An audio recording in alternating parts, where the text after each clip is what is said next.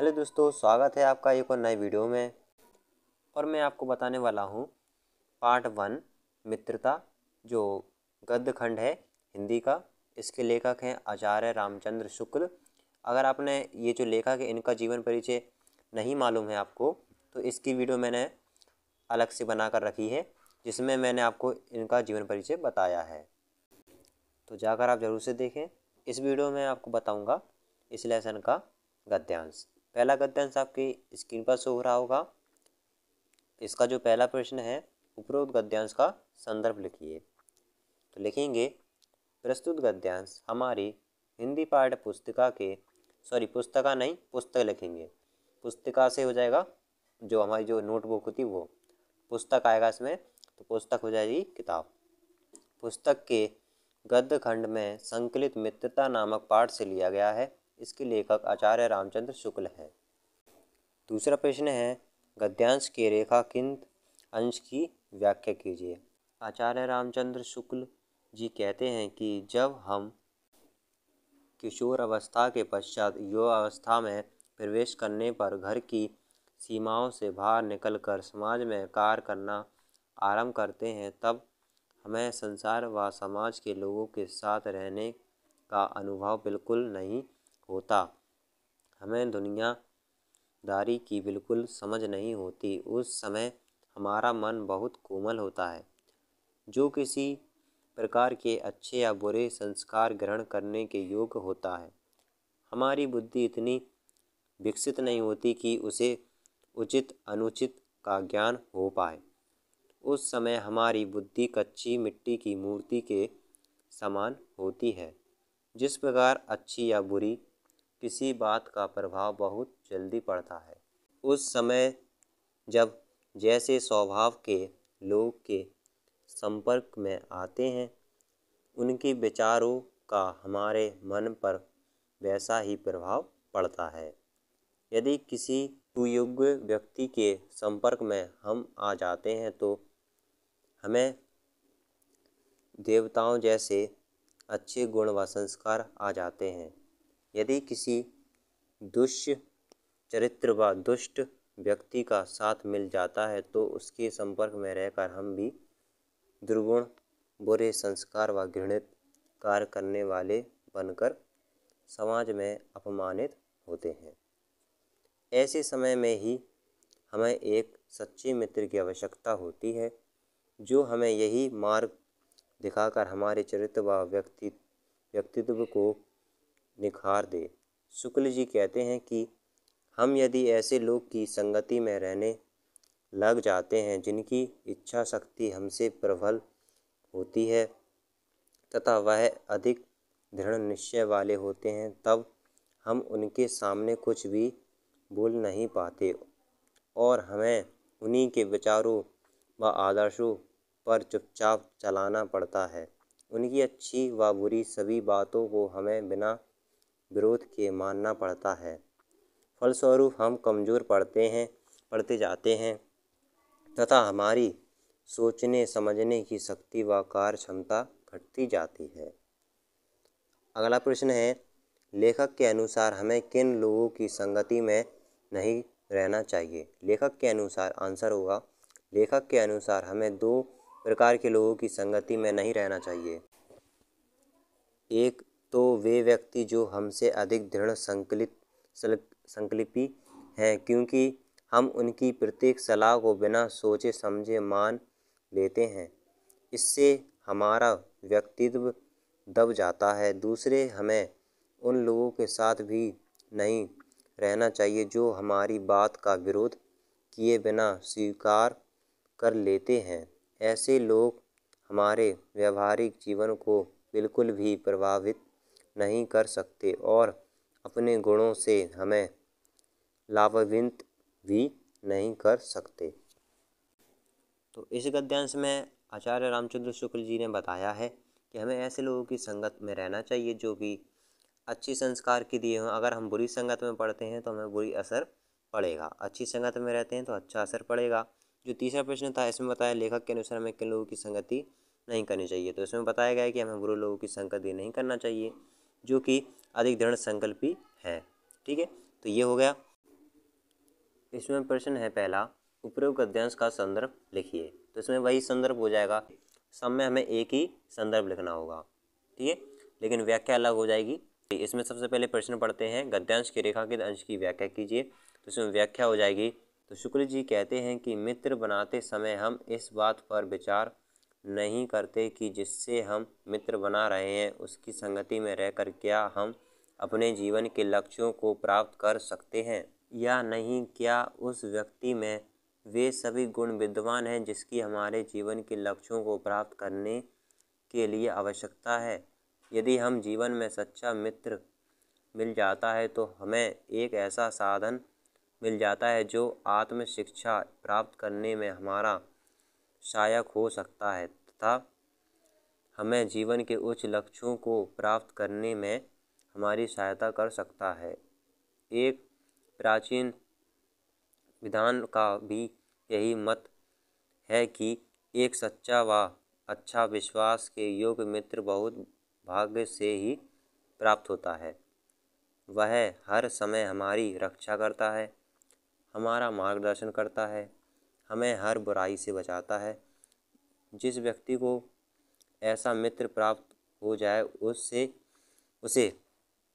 उसे यह समझना चाहिए कि मानो उसे संसार का कोई बड़ा खजाना मिल गया हो, अर्थात कोई बहुमूल्य निधि प्राप्त हो गई हो। इसी का तीसरा प्रश्न है, सामान्य लोग व्यक्ति में क्या देखकर मित्रता कर लेते हैं। इसका आंसर होगा, सामान्य रूप से व्यक्ति किसी का हंसमुख सा चेहरा, उसका बातचीत करने का आकर्षक ढंग, उसकी चतुराई और उसका साहस देखकर सोचते हैं कि यही व्यक्ति मित्र बनाने के योग्य है और वे उसे ही अपना मित्र बना लेते हैं। देखिए, इस गद्यांश में कहा गया है कि हमें एक ऐसा मित्र मिल जाए जो कि हमारा अच्छा मार्गदर्शन करे और वह हर जो परेशानी है वो उससे हमें बचा कर रखे। और तीसरा प्रश्न है, इसमें कहा गया है किसी व्यक्ति की थोड़ा सा हंसमुखने से या थोड़ी सी अच्छी से बात करने से आप समझ जाते हैं या हम समझ जाते हैं कि ये हमारे योग्य है, यानी मित्रता के योग्य है। अब चलिए जानते हैं गद्यांश तीसरा। उपयुक्त गद्यांश का संदर्भ लिखिए। इसमें भी हमें संदर्भ लिखना है। व्याख्या होगी इसकी, आचार्य शुक्ल जी कहते हैं कि विश्वास पात्र मित्र दवा के समान होता है। जिस प्रकार अच्छी दवा लेने से व्यक्ति का रोग दूर हो जाता है, उसी प्रकार विश्वास पात्र मित्र हमारे जीवन में आकर हमारे बुरे संस्कार व दुर्गुण रूपी रोगों से हमें मुक्त दिलवाता है। हमें अपने मित्र से यह आशा रखनी चाहिए कि वे हमें दोषों, अवगुणों व बुराइयों से बचाए और हमारे विचारों व संकल्पों को मजबूत बनाने में हमारी सहायता करे, हमारे हृदय में अच्छे विचारों को उत्पन्न करे तथा हमें हर प्रकार की बुराइयों से बचाते रहे, हमारे मन में सत्य, मर्यादा व पवित्रता के प्रति प्रेम विकसित करे। यदि हम किसी कारणवश यह लोभवश किसी गलत मार्ग पर चल पड़े हैं, तब वे हमारा मार्गदर्शन करके हमें गलत मार्ग पर चलने से बचाएं। यदि हम निराश व हताश हो जाएं, तो वह हमें सही मार्ग पर चलने के लिए प्रोत्साहित करें। तात्पर्य यह है कि वे हमें हर प्रकार से उत्तम जीवन जीने के लिए प्रेरित करें। लेखक सच्चे मित्र के गुण बताते हुए कहता है कि सच्चा मित्र एक कुशल वैद्य के समान होता है। जिस प्रकार एक उत्तम वैद्य रोगी की नब्ज देखकर ही उसके रोग का पता लगा लेता है, उसी प्रकार एक सच्चा मित्र भी मित्र के हाव भाव व उसके लक्षणों को देखकर उसके गुण दोषों की परख कर लेता है तथा उसका सही मार्गदर्शन करके उसको भटकाने से बचा लेता है। जिस प्रकार एक सच्ची माता पुत्र के सभी कष्टों को धैर्य से स्वयं सहन करके अपने पुत्र को सभी मुसीबतों से बचाती है तथा कोमलता से उसे समझा बुझाकर सही मार्ग पर चलने के लिए प्रेरित करती है। ठीक उसी प्रकार के मित्र की खोज मनुष्य को करनी चाहिए जिसमें एक अच्छे वैद्य की परख तथा अच्छी माँ जैसा धैर्य व कोमलता हो। तभी मानव का जीवन दिनों दिन उन्नति को प्राप्त करेगा। गा वाला प्रश्न है, पहले में 2 क्वेश्चन है तो अथवा भी लिखा हुआ है इसलिए। तो व्यक्ति को अपने मित्र से क्या उम्मीद करनी चाहिए, ये प्रश्न हो गया। अब अथवा है, अब इसी को घुमाकर दिया जा सकता है कि हमें अपने मित्र से कौन सी आशा रखनी चाहिए। ठीक है, अब इसका आंसर सुनिए। व्यक्ति को अपने मित्र से यह उम्मीद करनी चाहिए कि वे उसे संकल्पवान बनाए, अच्छे कार्य करने के लिए प्रेरित करेंगे, मन में अच्छे विचार उत्पन्न करेंगे, बुराइयों और गलतियों से बचाकर मानवीय गुण प्रांगण करने तथा अच्छे मार्ग पर चलने के लिए प्रेरित करेंगे। वे हमें उत्साहित भी करेंगे। दूसरा प्रश्न है इसी में, एक सच्चा मित्र किसे कहा गया है? आंसर है, एक सच्चा मित्र उसे कहा गया है जो उत्तम वैद्य के समान हमारे दुर्गुणों को पहचान कर हमें उससे मुक्त दिलाए, उसमें अच्छी माता जैसा धैर्य हो तथा जो किसी भी स्थिति में कोमलता न छोड़े। अब देखिए घा वाला प्रश्न, लेखक ने सच्चे मित्र की तुलना किससे की है? तो उत्तर होगा, मित्रता पाठ के आधार पर विश्वास पात्र मित्र की तुलना औषधि अर्थात दवा से की गई है। जिस प्रकार अच्छी औषधि रोगी का रोग दूर करती हैं, ठीक उसी प्रकार विश्वास पात्र मित्र हमारे बुरे संस्कार व दुर्गुण रूपी रोगों से हमें मुक्ति दिलाता है। बड़ा वाला प्रश्न देखिए, लेखक ने अच्छे मित्र के क्या क्या कर्तव्य बताए हैं? उत्तर होगा इसका, लेखक के अनुसार एक सच्चे मित्र के निम्नलिखित कर्तव्य होने चाहिए। पहला कर्तव्य ये है कि एक सच्चे मित्र को दोषों, अवगुणों व बुराइयों से अपने मित्र की रक्षा करनी चाहिए। दूसरा होगा, एक अच्छे मित्र का यह कर्तव्य है कि वह अपने मित्र के हृदय में अच्छे विचारों को उत्पन्न करे। अगला गद्यांश है जो कि आपकी स्क्रीन पर शो हो रहा होगा। तो इसका पहला प्रश्न है संदर्भ का, कि संदर्भ लिखिए। सब में सेम संदर्भ हो जाएगा और इसमें हमें रेखांकित अंश की व्याख्या करनी है। तो चलिए हम जानते हैं। शुक्ल जी के अनुसार सच्चा मित्र वह नहीं हो सकता जिसके गुण व कार्य की हमें प्रशंसा तो करते हैं लेकिन अपने मन से उसे प्रेम नहीं करते। सच्चे मित्र को हृदय से प्रेम करना आवश्यक हो जाता है। यदि कोई ऐसा व्यक्ति जिसमें हम अपने छोटे मोटे काम तो निकलवाते रहते हैं किंतु हृदय में कहीं उसके लिए घृणा का भाव समाया हो तो उसे हम अपना मित्र नहीं कह सकते। उसे तो हमने केवल अपना स्वार्थ सिद्ध करने के लिए मित्र बनाया था। वह हमारा सच्चा शुभ चिंतक नहीं हो सकता। शुक्ल जी कहते हैं कि मित्र के प्रति हमारे हृदय में सच्चा व निष्कपट प्रेम होना चाहिए तथा मित्र भी हमारा सच्चा मार्गदर्शक होना चाहिए। जिस प्रकार हम पूर्ण रूप से विश्वास कर सकें, दोनों मित्र में परस्पर सहानुभूति हो तथा भाई के समान निस्वार्थ प्रेम हो, एक दूसरे की बात को सहन करने की शक्ति हो। दोनों मित्र में ऐसे गुण होने चाहिए कि वे एक दूसरे के लाभ हानि को अपना ही लाभ हानि समझें और एक दूसरे के सुख दुख को अपना ही सुख दुख मानकर उसकी सहायता को सदैव तत्पर रखें।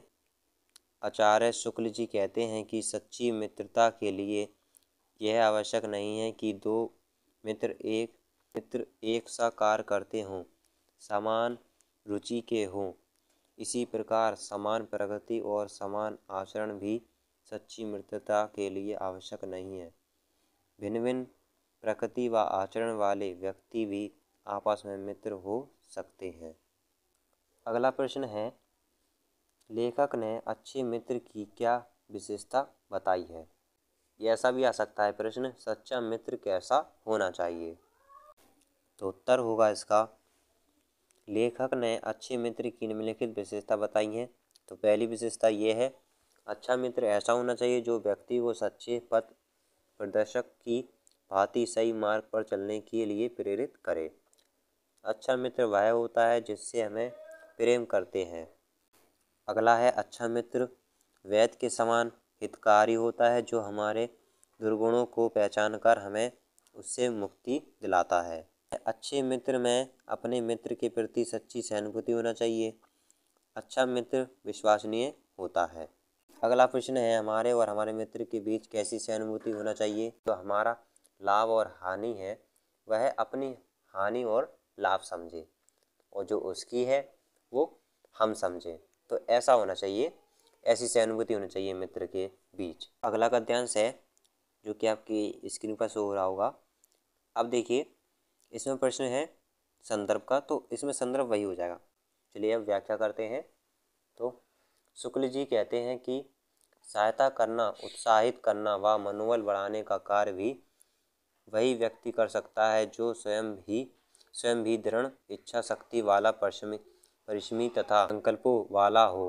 अतः मित्र बनाते समय ऐसे ही व्यक्ति को ढूंढना चाहिए जो हमें से भी अधिक साहसी, परिश्रमी, दृढ़ इच्छा शक्ति वाला व उच्च आत्मबल वाला हो। यदि सौभाग्य से ऐसा मित्र मिल जाता है तो फिर हमें उसका साथ नहीं छोड़ना चाहिए। जैसे वानर राज सुग्रीव ने श्री राम की आत्मशक्ति, ओज व बल का विश्वास हो जाने पर ही उसका आश्रय ग्रहण किया और फिर कभी उसका साथ नहीं छोड़ा। श्री राम की शक्ति के बल पर ही वह अपनी पत्नी व अपने राज्य को पुनः प्राप्त कर सके। श्री राम जैसा मित्र पाकर तो सुग्रीव धन्य हो गया था।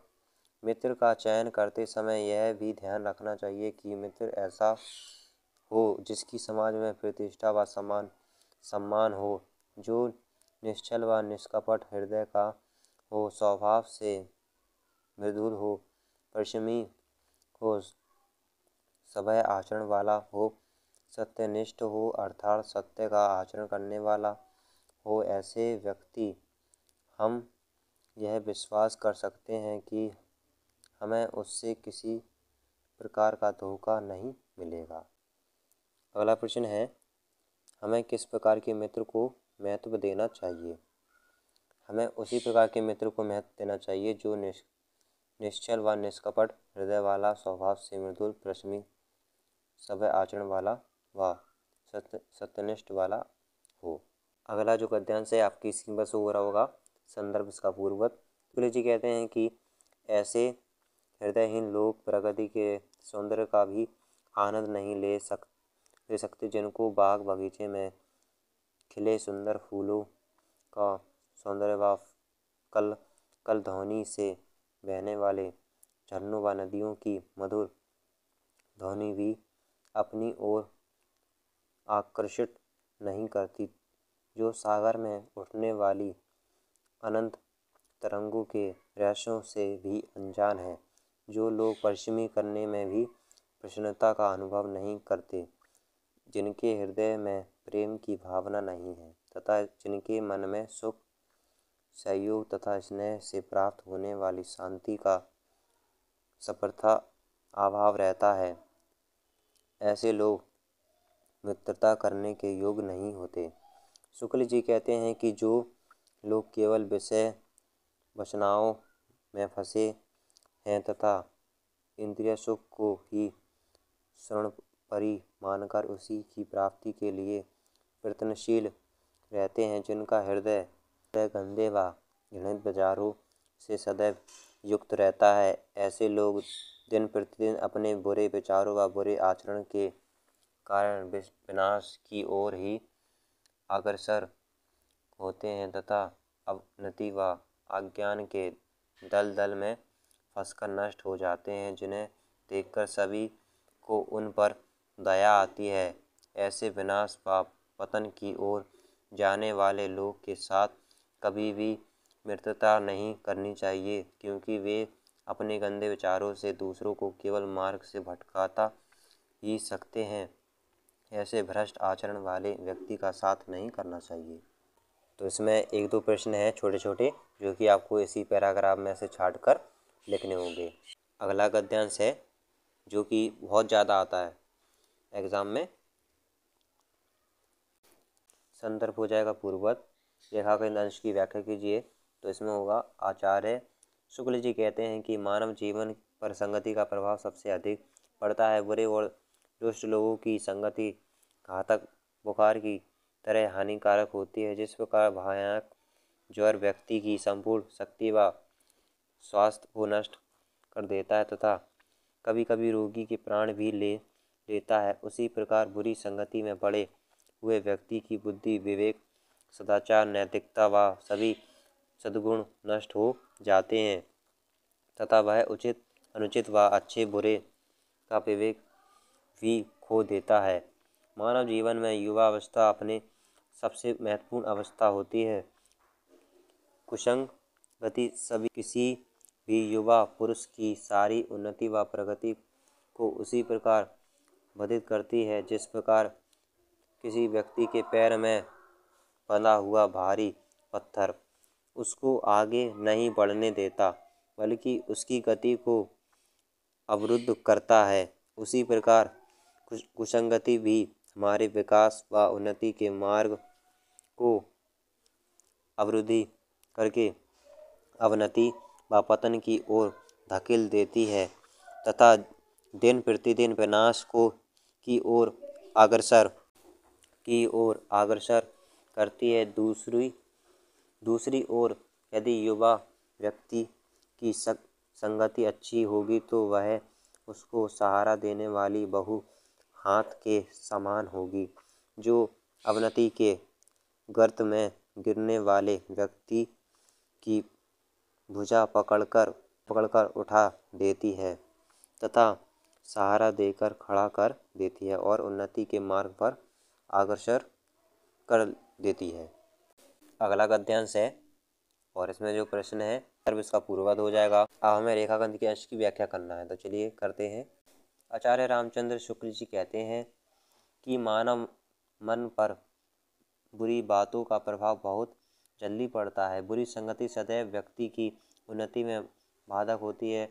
समाज में अनेक ऐसे लोग होते हैं जिसका कुछ देर का साथ भी व्यक्ति की बुद्धि को भ्रष्ट कर देता है, क्योंकि अच्छी बातों की उपेक्षा बुरी बातों का प्रभाव बहुत जल्दी पड़ता है और अधिक देर तक रहता है। कुछ लोग थोड़ी ही देर में ऐसी घिनौनी बातें कह डालते हैं जो सामान्य व्यक्ति के कहने या सुनने योग्य नहीं होती, क्योंकि बातें सामान्य व्यक्ति की बुद्धि को भी भ्रष्ट कर देती हैं और मन की पवित्रता को भी नष्ट कर देती हैं तथा हमारे मन में भी बुरे विचार पनपने लगते हैं। यह मानव मन का स्वभाव है कि बुरी बातों का प्रभाव अच्छी बातों की अपेक्षा जल्दी होता है।